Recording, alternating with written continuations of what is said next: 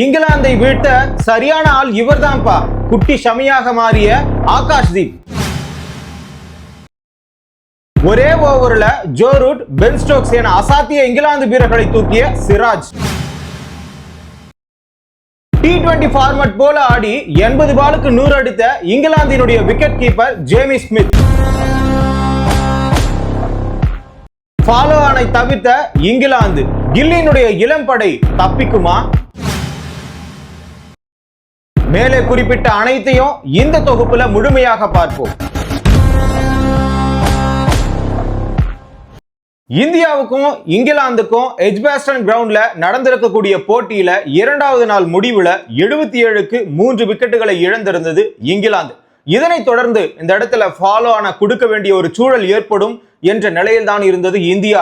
ஏன்னா சீக்கிரமா விக்கெட் ஆயிடுச்சுன்னா நம்ம ஃபாலோ ஆன கொடுத்துடலாம்ல. ஏன்னா 388 அடித்தால் மட்டும் போதும் ஃபாலோ ஆன் தவிர்க்க முடியும். ஆனா இந்த இடத்துல அந்த சூழ்நிலையில கூட இங்கிலாந்து வீரர்கள் இல்ல. ஏன்னா 84 ரன்னுக்கெல்லாம் 5 விக்கெட் விழுந்துருச்சு. 22 ரன் இருக்கும்போது ஜோ ரூட் அவர்கள் தேர்ட் டேல சிராஜ் ஓவர்ல ஈஸியா விக்கெட் ஆயிட்டு கீப்பர் கேட்ச் ஆகிட்டு அடுத்த பந்துகள்லயே ஸ்டோக்ஸ் அவர்கள் பவுன்ஸ் எவ்வளவு ஆகும்னு தெரியாமையே அந்த பால போயிட்டு டச் பண்ண மீண்டும் ரிஷப் பண்ட் கிட்ட கோல்டன் டக் அவுட் ஆயிட்டு வெளியே போயிருக்கிறாரு. கிட்டத்தட்ட நிறைய இன்னிங்ஸ், இது வரைக்கும் 202 இன்னிங்ஸ் பென் ஸ்டோக்ஸ் அவர்கள் விளையாடி இருப்பாரு. ஆனா இது வரைக்கும் அவர் டக் அவுட் ஆகல. தற்பொழுது டக் அவுட் ஆகி இருக்கிறாரு. இப்படிப்பட்ட சூழல்ல 84க்கு 5 விக்கெட்னா 388 அடிக்கணும்னா 6வது விக்கெட்ல இருந்து எப்படிடா அடிக்க முடியும்? ஆனா இந்தியா தரப்புல அதை செஞ்சாங்கல்ல. அதற்கு காரணம் ஒரு பக்கம் கில் அவர்கள் ஓபனிங்ல இருந்து அந்த 4th பிளேயரா இறங்கி, இன்னொரு பக்கம் வந்து பாத்தீங்கன்னா ஜடேஜா அவர்களும் நல்ல ஃபார்முக்கு வந்துட்டாரு. ஜடேஜாவை பத்தி சொல்லணும்னா எந்த நேரத்துல எல்லாம் இந்திய அணி கொஞ்சம் தன்னுடைய தன்னம்பிக்கை இழந்து போதோ அந்த நேரத்துல எல்லாம் கை கொடுத்து தன்னுடைய முழு வித்தையை காட்டக்கூடிய ஒரு ஆளா தான் செயல்படுறாரு. அந்த விதத்துல தான் இந்த போட்டியில 89, அதுவும் இல்லாம கில்லும் ஜடேஜாவும் சேர்ந்து 203 ரன்கள் பார்ட்னர்ஷிப் அமைச்சாங்க.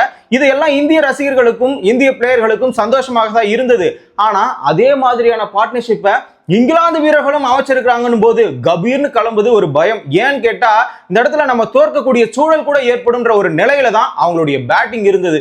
பாலை விட ரன் அதிகமா இருக்கிறது. அதாவது டெஸ்ட் போட்டியில இந்த மாதிரி ஆடுறாங்கன்னா அது இங்கிலாந்து வீரர்கள் மட்டும்தான் ஆடுவாங்க. இதற்கான காரணம் பேஸ்பால் கிரிக்கெட் சொல்லக்கூடிய பிராண்டன் மெக்கலம் கோச்சரா இருக்கிறதுனால தான் இந்த மாதிரி ஒரு நிலைமை. அந்த வகையில ஜேமி ஸ்மித் அவர்கள் ஒரு விக்கெட் கீப்பரா இங்கிலாந்துக்கு கிடைச்ச ஒரு வரம் தாங்க. இந்த இடத்துல இங்கிலாந்தினுடைய விக்கெட் கீப்பரா சதம் அடிச்சது 14 வருஷம் கழிச்சு இப்பதான் இந்தியாவுக்கு எதிராகவே அடிச்சிருக்கிறாங்க. அதுவும் இல்லாம ஒரு விக்கெட் கீப்பரா இந்த இடத்துல அதிவேகமாக சதம் அடிச்சது ஜேமி ஸ்மித் மட்டும்தான். அந்த வகையில 80 பாலுக்கு 100 அடிச்சிருக்கிறாரு. இன்னொரு பக்கம் 158 ரன் அடிச்சிருக்காரு ஹாரி ப்ரூக் அவர்கள். அவர் எத்தனை பால் அடிச்சாருன்னா 137 பால் அடிச்சாரு. கவுண்டர் அட்டாக் ஷாட்னு சொல்லுவாங்கல்ல, அதை தான் இந்த 2 பேரும் சேர்ந்து இந்தியாவுக்கு எதிராக யார் பந்து வீசினாலும் எடுபடல. வாஷிங்டன் சுந்தர் வீசினாரு, ஒன்னும் எடுபடல. ஆகாஷ்தீப்பும் சிராஜ் மட்டும் தான் ஓரளவுக்கு கண்ட்ரோல் பண்ணாங்க. ஜடேஜா வீசும்போது கூட 4-6 தான் போயிருந்தது. அதே மாதிரி பிரசித் கிருஷ்ணா ஓவர்ல ஒரே ஓவர்ல 23 ரன் வசமா சிக்கி, அதாவது சிக்கிட்டாருன்னு தான் சொல்ல முடியும். அந்த வகையில தான் ஓங்கி ஓங்கி அடிச்சிருந்தாரு. இவர் என்ன முறையில ஆடுறாருன்னு யாருக்குமே தெரியல. இவ்வளவு நாளா சைலண்டா இருந்துட்டு ஜேமி ஸ்மித் அவர்கள் இந்த மாதிரி ஒரு சுயரூபம் காட்டிய உடனே இந்தியாவுக்கே ஒரு பயம் ஏற்பட்டு விட்டது. இவங்க 2 பேருமே சேர்ந்து 303 ரன் பார்ட்னர்ஷிப் போட்டிருக்காங்க. ஆனா கில்லும் இன்னொரு பக்கம் ஜடேஜா அவர்களும் சேர்ந்து 203 தான் பார்ட்னர்ஷிப். அதே 6வது விக்கெட் தான். ஏன்னா அது கொஞ்ச நேரம் போலிங் பிச்சா இருக்கு, கொஞ்ச நேரம் பேட்டிங் பிச்சா மாறுது. எப்படி மாறுதுன்னு செல்ல அந்த 6வது விக்கெட் பார்ட்னர்ஷிப் வந்த உடனே ஓரளவுக்கு அந்த இடத்துல நிலைத்து நின்று ஆடி பேட்டிங்ல நல்ல ஃபார்முக்கு வந்துடுறாங்க. அது இந்திய வீரர்களாக இருந்தாலும் சரி, இங்கிலாந்து வீரர்களாக இருந்தாலும் சரி.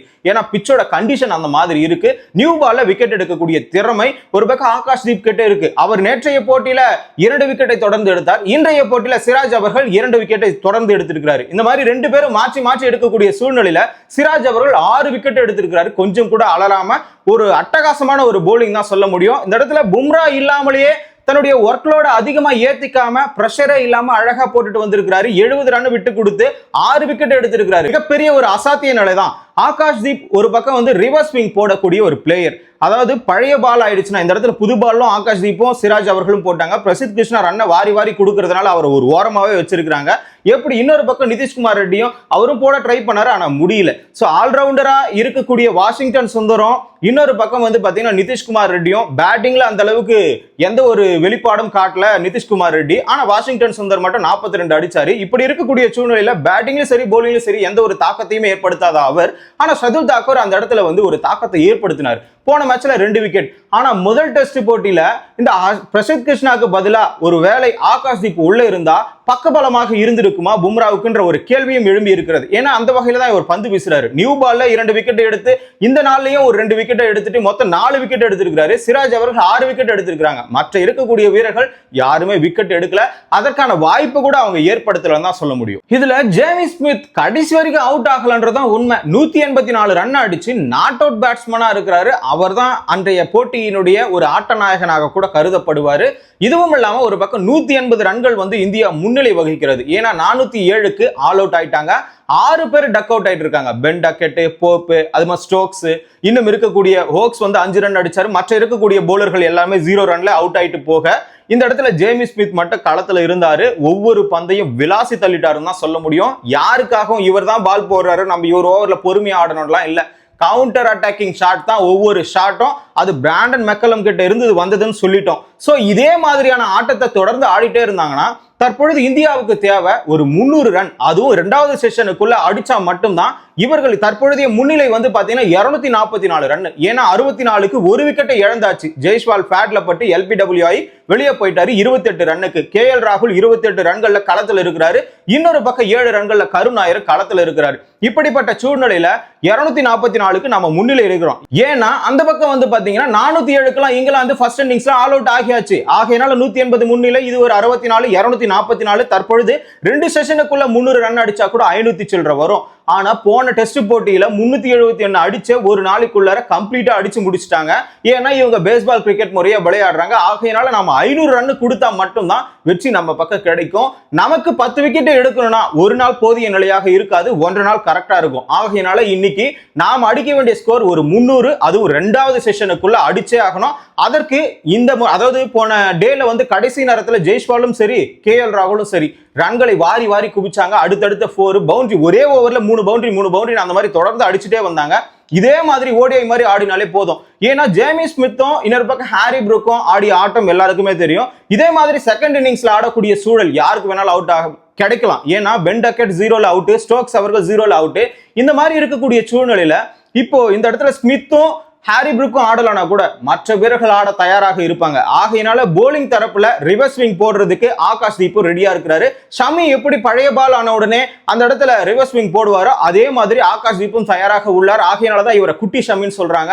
இருந்தாலும் இவருடைய ஓவர்ல விக்கெட் விடக்கூடிய சூழல் நிறையவே இருக்குது. நியூ பால் எடுத்துட்டா கண்டிப்பா அந்த இடத்துல விக்கெட் விடும். சோ அது செகண்ட் இன்னிங்ஸ்ல அவங்க களத்துல வரும்போது தான் எல்லாமே தெரியும். இந்த இடத்துல பும்ரா இல்லாமலேயே அவருடைய தாக்கம் இந்த இடத்துல குறைஞ்சு போச்சு. அவர் இல்லாதனால தான் நம்ம தோத்துட்டோன்ற ஒரு சூழல் கூட ஏற்படாது போல. தோற்றால் கூட அருமையாக போராடினார்கள் போலிங்ல தான் சொல்ல முடியும். அந்த வகையில இங்கிலாந்துடன் ஆடிக்கொண்டிருக்கக்கூடிய ஆட்டத்துல இந்தியா வெற்றி பெறுமான்னு சொல்லிட்டு நீங்க கமெண்ட்ல சொல்லுங்க. தொடர்ந்து கிரிக்கெட் பற்றிய நிகழ்வுகளை தெரிஞ்சுக்கணும்னா தமிழரசன் பார்வையாளர் சேனலை சப்ஸ்கிரைப் பண்ணிக்கோங்க.